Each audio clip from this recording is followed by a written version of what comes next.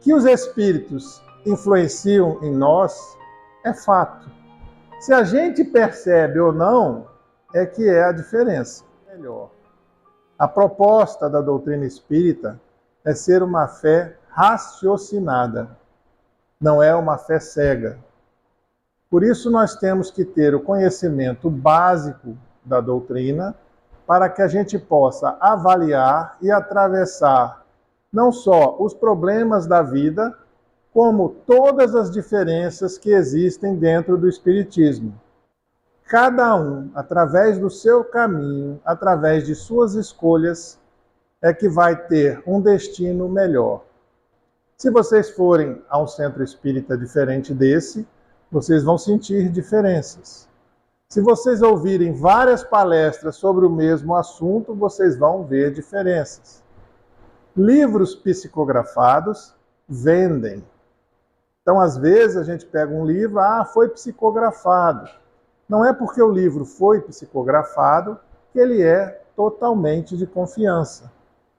Você tem que pegar os conceitos básicos da doutrina espírita, avaliar, filtrar e reter aquilo que é de bom. Eu me lembro, quando eu comecei a frequentar casas espíritas, eu não sabia nada, eu tive formação católica. Eu chegava nas casas espíritas e eu queria ver espírito. E tinha lá em Juiz de Fora uma casa que fazia desobsessão à moda antiga. A mesa ficava no palco, né? As pessoas sentavam, os médiuns ficavam em volta e a desobsessão ocorria com a plateia assistindo. Era muito legal. Mas, e a casa ficava assim, né? Se vocês começarem a fazer aqui, vai entupir de gente até do outro lado do rio. Mas Kardec já fala na codificação que o fenômeno não convence. Ao contrário, a pessoa que assiste o fenômeno, ela sai com mais dúvida do que chegou. Porque ela não sabe nada de espiritismo. E para quem é leigo e vê um fenômeno espírita, ele fala assim, o pessoal está fingindo, né? A gente, quando assiste, às vezes, uma manifestação na televisão, nessas igrejas, a gente não fica pensando, às vezes, assim, pagaram aquele cara ali para fazer aquele show. Ali não tem diabo nenhum. Ele não está possuído. Porque o espetáculo atrai o público. E as pessoas, infelizmente, fazem isso ou de má fé, ou às vezes nem estão de má fé, estão mistificadas. Porque muitos espíritos das sombras se passam por mentores, se passam por espíritos do bem, e nenhum de nós está salvo do fenômeno obsessivo. E o que é obsessão? Qual seria uma boa definição de obsessão espiritual? Porque assim, voltando àquela pergunta básica do livro dos Espíritos, influem os espíritos em nossas vidas? Qual é a resposta que a gente fica escutando? Muito mais do que posso imaginar. Muitas vezes são eles que vos dirigem. Então, que os espíritos influenciam em nós é fato. Se a gente percebe ou não, é que é a diferença. Porque na vida da gente normal, na nossa casa, na nossa família, não tem sempre alguém dando palpite? Não tem alguém querendo controlar a sua vida, te dar palpite sobre o que fazer, o que não fazer? Sabe o que você está passando, está sentindo? Está ali acompanhando sua vida e chega lá, não vai por aqui não, vai por aqui. Os espíritos também são assim. Só que quando a pessoa está encarnada, a gente percebe. Quando ela está desencarnada, a gente não percebe. A obsessão a gente poderia definir de uma forma simples como obsessão é a influência negativa, persistente, de um espírito sobre as nossas vidas. Porque a influência temporária é uma influenciação. A gente chama de obsessão quando o fenômeno é longo, é permanente, é demorado. E existem várias causas de obsessão e vários tipos de obsessores. Da quantidade de pessoas que conhecem o espiritismo e se desvia do caminho e desencarna muito complicado. Como é que pode uma pessoa que conhece o Espiritismo terminar uma encarnação mais enrolada do que começou? Qual é o palpite? Porque se você não sabe nada e você erra, você não sabe porque ninguém te orientou, não é verdade? Por que a gente erra? Por que a gente faz qualquer tipo de coisa errada? Por que a gente rouba? Por que a gente mente? Por que a gente faz um desvio sexual? Por que a gente se vicia? Por que o homem faz isso? Por que a gente mata? Por que a gente engana? Por que a gente prejudica o semelhante?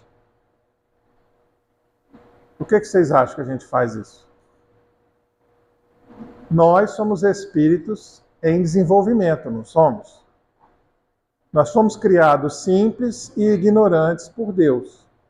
E a gente vem nascendo e renascendo, escolhendo os nossos caminhos. E à medida que a gente vai evoluindo, a gente vai renascendo em várias vidas, a gente esquece a vida anterior. Cada encarnação é um recomeço, mas as nossas tendências, as tendências do espírito, permanecem. Então, quando a gente está para nascer, a gente passa por um processo de encarnação, uma preparação encarnatória, e a gente esquece quem a gente foi. Mas a essência está ali. Tem uma caneta aí, uma caneta comum? Dessa aqui? Então, imagina que isso aqui somos nós. A capa da caneta é o corpo. A carga da caneta, o tubinho, é o perispírito. E a tinta da caneta é o espírito. O espírito não tem forma. O espírito não tem uma forma definida. Então, para ele encarnar, ele precisa de uma forma. Quem dá a forma para o espírito é o tubinho da caneta, que é o perispírito. É a nossa forma espiritual. E esse perispírito molda a sua semelhança o corpo físico. Quando a gente está vivo, a gente é isso aqui. A gente tem esses três corpos. Quando a gente desencarna, a gente deixa de ter o corpo e passa a ter o perispírito e o espírito. O que se manifesta no plano espiritual é isso aqui. Quando a gente vê um espírito na nossa casa, quando o médium vê o espírito na nossa casa, que a gente usa o termo espírito, a gente não está vendo um espírito. A gente está vendo a manifestação do perispírito. Porque o espírito é invisível. E é esta forma que interage com o corpo que vai sofrer modificações conforme as escolhas que nós fazemos. Se a gente faz coisas boas, essa forma vai melhorando. Se a gente faz coisas ruins, essa forma vai piorando, vai amassando. E quando a gente for nascer de novo, esta forma vai moldar o novo corpo conforme as atitudes das vidas que nós passamos. Por isso é que, às vezes, nesta vida, nós temos uma doença ruim, às vezes, e nós fomos uma pessoa boa. Aí você fala, como é que uma pessoa boa pode manifestar este problema nessa vida se ela não fez nada nessa? Mas ela carrega das vidas anteriores o dano perispiritual aqui, das vidas passadas, pode trazer um processo educativo. Porque Deus nunca nos castiga. Não existe punição. O erro do passado vem como a reparação. O que Dr. Bezerra fala no começo, lá, o discurso do Dr. Bezerra? Ele fala exatamente isso, que a gente vem trazendo os nossos impulsos anteriores. Existe a influência da sociedade em si, da cultura, do meio onde nós estamos, da nossa família, e as influências de obsessão. Mas a obsessão, que é o assunto principal de hoje, ela só acontece se houver sintonia. Nenhum espírito te afeta se você não tiver uma rachadura ou uma janelinha. Se você for uma pessoa digna, Se você mantiver seu pensamento elevado, se você ficar na maioria do tempo dentro do bem, você será muito pouco afetado. E as obsessões, elas não vão fazer morada em você. Mas como nós somos atrasados, a gente não tem, ninguém é de ferro, né?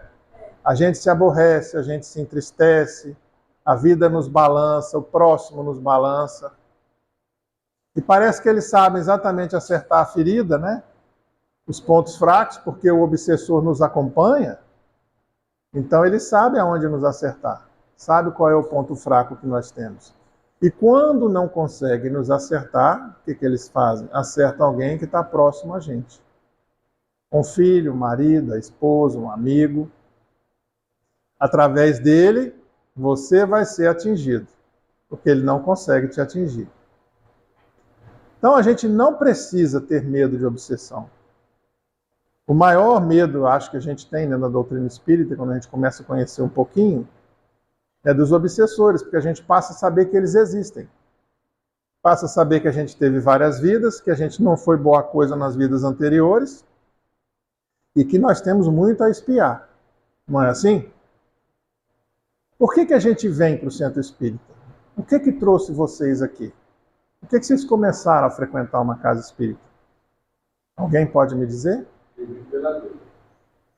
Estava passando por um problema e aí buscou uma saída.